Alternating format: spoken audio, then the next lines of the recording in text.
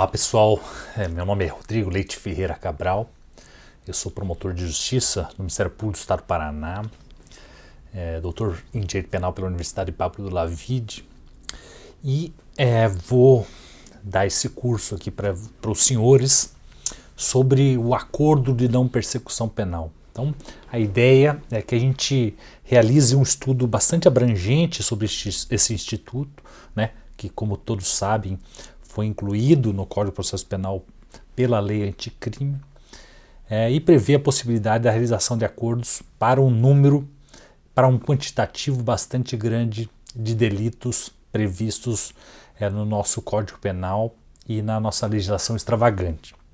Eu não tenho a menor dúvida de que o Instituto do Acordo à Persecução Penal, hoje em dia, é centralmente o principal instituto para aplicação prática nas lides, nas atuações forenses. Por isso, então, da sua importância, seja uma importância para atuação prática, seja uma atuação, seja sua importância para uma atuação para quem quer fazer concurso público.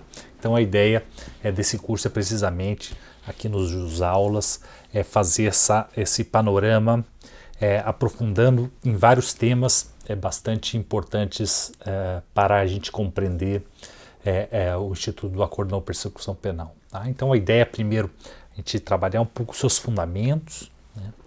Depois os seus requisitos, fazer suas diferenças entre os outros institutos. Aqui vou até dedicar um pouquinho mais de tempo para a gente diferenciar o que é o acordo de persecução penal, o que é a transação penal, o que é a suspensão condicional do processo, o que é a colaboração premiada, o que é o plea bargain, né, do sistema norte-americano. Então, nós vamos detalhar aqui as formas em que se admite geralmente acordos nos sistemas, no sistema fundamentalmente brasileiro, mas também fazer um estudo, ainda que breve, do direito comparado para a gente entender o que é esse tal do acordo de persecução penal, tá?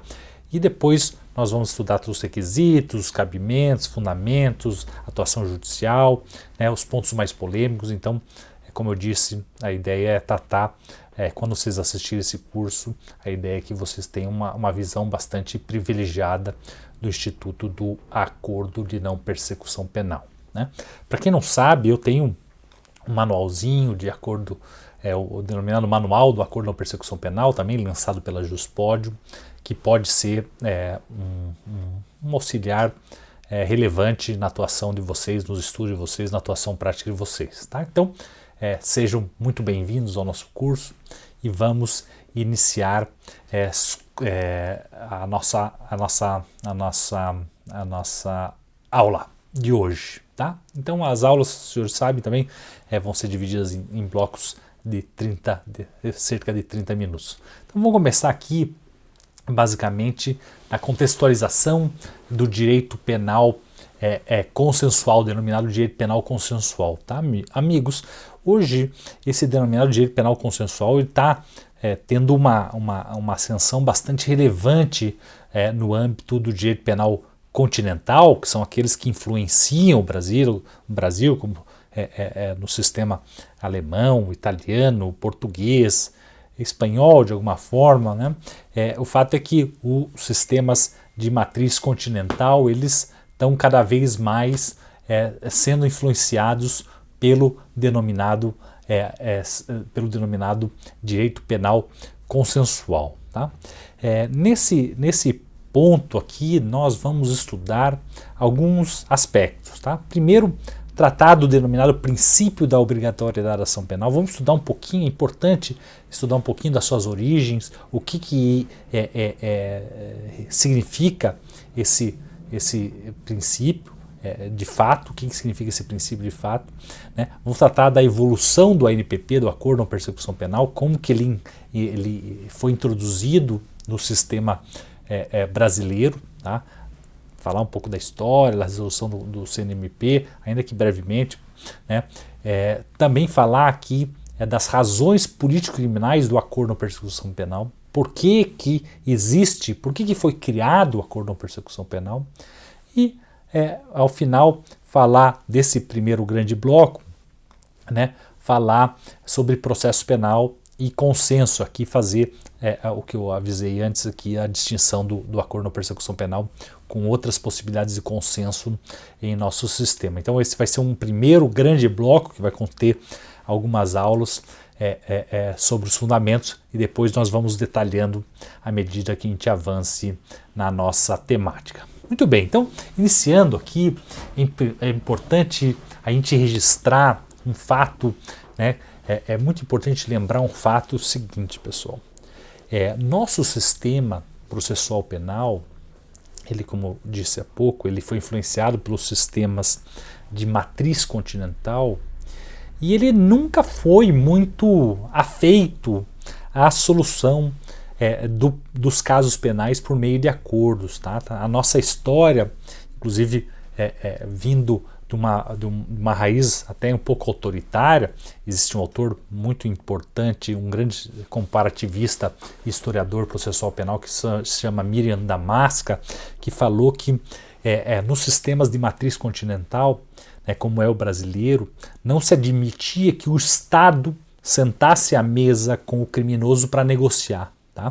Mas isso vem mudando, como eu já adiantei para vocês. Mas o fato é que o grande obstáculo nos nossos sistemas para a possibilidade da solução dos casos penais mediante acordo era o denominado princípio da obrigatoriedade da ação penal, o princípio da obrigatoriedade da ação penal. Tá? E para escrever esse livrinho aqui que eu disse para vocês e para estudar um pouco o tema, eu acabei indo buscar, né, as origens desse princípio da obrigatoriedade da ação penal. Tá? E o fato é que, na verdade, o princípio da obrigatoriedade da ação penal nada mais é do que uma das facetas de um princípio maior, que é o denominado princípio da legalidade processual ou legalidade processual penal. Tá? Legalidade penal, legalidade processual penal. Tá? Esse princípio, e eu fui buscar também a origem desse princípio, mas nós vamos falar logo mais sobre ele, é o fato que ele se desdobra no atual âmbito brasileiro em 4 subprincípios. Tá? O primeiro, basicamente, o que diz o princípio da legalidade processual penal, diz o seguinte: o Ministério Público, o órgão da acusação, não pode dispor livremente da persecução penal. As agências oficiais de persecução penal não podem dispô-las, né, não podem dispor da persecução penal por meros critérios de oportunidade. Eu quero, para mim, eu estou cheio de trabalho, não vou processar esses casos, ou esse caso é de escassa gravidade, não vou processar esses casos, né, como ocorre no sistema anglo-saxão, que lá vigora o princípio da oportunidade. Aqui no Brasil e nos sistemas de matriz continental, o princípio da legalidade processual penal dizia o seguinte: não é possível que os órgãos de persecução penal busquem vias alternativas ao processo, ou seja, a via do acordo, por exemplo,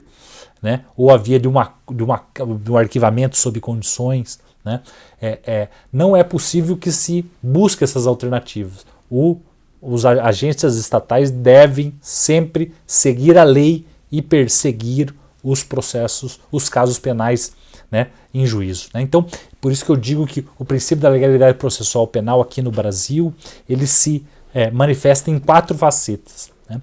Desde o começo, né, com o dever de investigar os fatos, é dizer, uma vez chegando uma notícia de um crime, a autoridade policial ou o Ministério Público tem o dever de investigar os fatos, não pode falar, não, esse caso é de escassa gravidade, não vou investigar, ou esse caso não interessa, aqui nós estamos cheio de casos importantes, não interessa esse caso aqui, então nós não vamos investigar. No sistema da legalidade processual, na faceta do dever de investigar, a autoridade deve investigar nos termos lá previstos do artigo 6º do Código de Processo Penal. Tá?